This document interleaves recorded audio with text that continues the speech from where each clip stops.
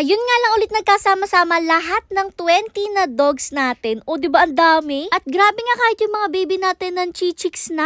Alam naman natin pack members na 6 AM sila dapat gumising pero ngayon nga ay 5 pa lang nagigising na. Yun naman pala ay dahil baha na nga dito sa kanilang mansyon. Pinapalinis na pala nila kasi nga naman talagang napakalawak na ng baha at dahil lang yan dyan sa kanilang pang spray or panglinis. Grabe nga tingnan nyo kung sana umabot yung tubig dahil nga lang yan dyan ang bilis-bilis ng tulo niya. Yun kasi yung hose na ginagamit pang linis sa kanila at lately nga nasira siya pero dati naman tulo-tulo lang siya kaya may nakasahod na timba. Kaso naloka nga kami ngayong morning, grabe napakalakas ng tulo niya kahit patay siya. So bali nagli-leak na nga talaga siya at gusto na nga namin yung palitan kaso di namin alam kung saan kami mag-a-avail ng ganyan din. Kasi yan nga pong isang yan ay galing pang Australia at sa totoo lang maganda yung quality niya, maganda pang linis at pang spray. Siguro nga walang ganyan kagandang quality dito sa Pilipinas pero meron pa naman tayo sa second floor at pwede nating ipalit. Kaya naman ayan for the clean na nga po ang ating Kuya Edmar. Grabe din talaga. Bago nga sila palabasin, sinigurado muna na malinis nila to. Kasi nga kung papalabasin sila na basa-basa pa to ay magkakandudulas nga sila at magkakasakitan pa. Baka mabalian pa. Kanya-kanya na rin nga silang kaguluhan habang nag-aantay na mapalabas sila kasi alam nga nila na ngayong umaga lalabas sila at syempre alam mo naman excited. Kanya-kanya na nga silang pagyaya ng paglalabas pero syempre di pa pwede. At ang timba na may punong tubig dito yung ibubuko sa room ni Hercules. Magsisilbi na nga yung flush para dun sa pipe para sa kanilang mga CR. Dalawa na nga sila naglilinis para tapos agad at maya-maya pa chill na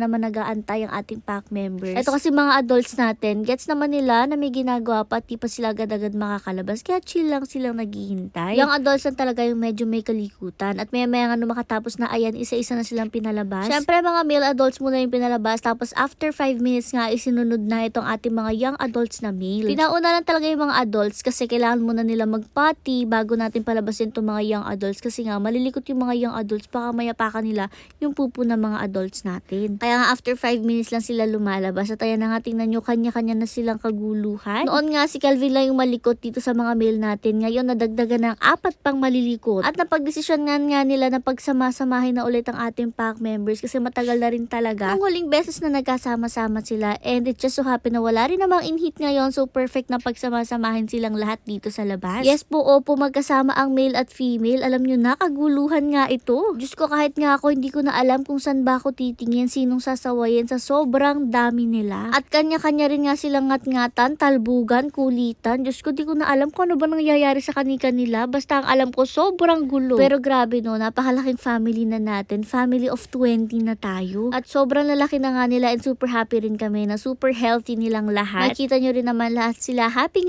na finally nagkasama-sama na nga sila kasi although magkakasama naman sila sa loob ng mansyon, hindi nga talaga nagkaka-interact ang males sa females kasi nga kapag magpapalabas tayo, palagi sila magkakahiwalay. Kasi nga iniiwasan natin na magbabahan sila yung inbreeding. Kaya naman talagang bihirang-bihira nyo sila makita magkakasama. Pero kapag nga magkakasama siya, ayan ba yung mga kaganapan. Si Hercules as usual ng chichiks lang kay Cyber, inaabang-abangan niya lang yan. Tapos kung ano-anong laro nila, meron nga dito na nagtatalbugan at nagkakaliparan. Hindi ko na talaga alam kung saan titingin, Bel. Yung liw na rin ako habang ini-edit to. Basta ayan yung mga ganap. Basta ang mapapansin nyo lang talaga yung mga buntot na nagkakawayan dahil nga sobrang sasaya nila. Medyo pumapantay na rin nga ang dami ng ating mga color black sa mga color red or copper. At tingnan nyo nga to si Thunder kung makapaglaro talagang lumilipad at nangyayaka. Dito nga mapapansin nyo rin yung kani-kanila mga behavior. Kung mapapansin nyo yung ating mga adults nag-uumpisa na silang magsiakyatan. Kasi nga gaya na sinasabi ko sa inyo yung mga adults natin kapag sobrang likot or sobrang gulo na sa baba, hindi na sila sumasali. Syempre ayaw nila na natatamaan sila ng mga nagkukulitan kaya naman umaakyat na lang sila kaya mahalaga yung mga akyatan na yan for them. Yan kasi yung parang pinaka-safe place sa kanila kapag ayaw nila ng sobrang kaguluhan ng iba. Kasi nga alam nyo naman ang mga huskies talagang malilikot yung mga yan at parang hindi naubusan ng energy. Pero isa nga sa mga napansin namin kapag medyo nagkaka-age na or nag-a-adult na ang husky. Oo nga't energetic pa rin sila at malikot pero somehow behave na sila at nasasabihan na talaga. Hindi nga ganito magkapatid na to, tingnan nyo palaging binababhan ni Rex si Bordags. Parehas naman silang male. Kaya ng ating mga adults, si Mishka, si Malia at si Hercules nasa ibabaw na lang at nagpapahangin. Habang yung mga adults natin after 5 minutes ay hindi pa rin tapos magkulitan. Ito ang Hercules natin pa simple pa diba? Chinichik si Malia may pag-kiss pa.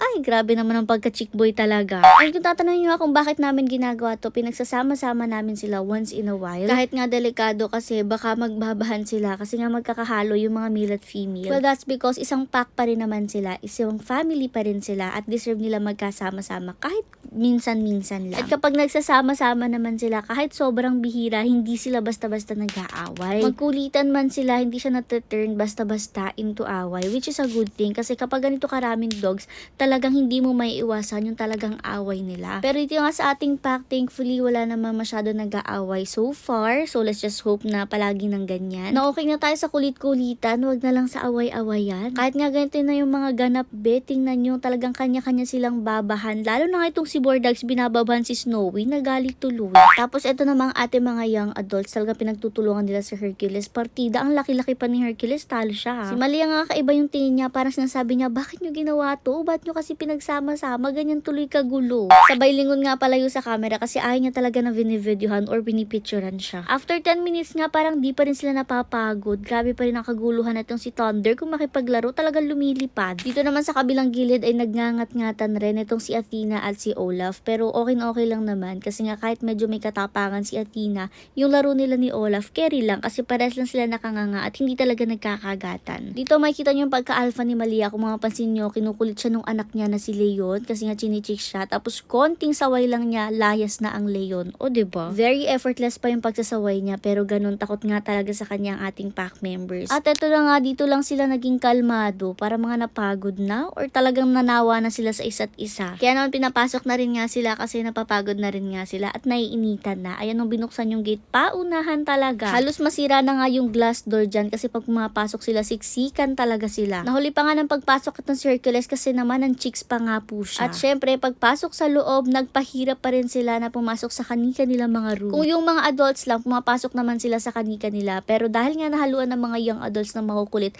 talaga nag-uumpisa na rin silang magkulit-kulit gaya nitong si Mishka. Pero pag nasabihan mo, pupunta naman siya. Tingnan mo nga itong si Chanel, nag-aantay lang na sarhan yung kanyang pinaka-cage. At ayan na nga sila, pagod na pagod, well-deserved. Kasi naman, grabe mga kalokohan pinagagagawa sa labas. At ang next na nga sa routine nila ay magbe-breakfast na at afternoon makakapagpahinga na sila ng dire-diretso. So yun lang muna nga, very happy kami na finally nagkasama-sama na ulit at ang ating pack members. And we can definitely say na we are a growing family pero sana mag-stop na yung pag-grow, be. Ang dami na.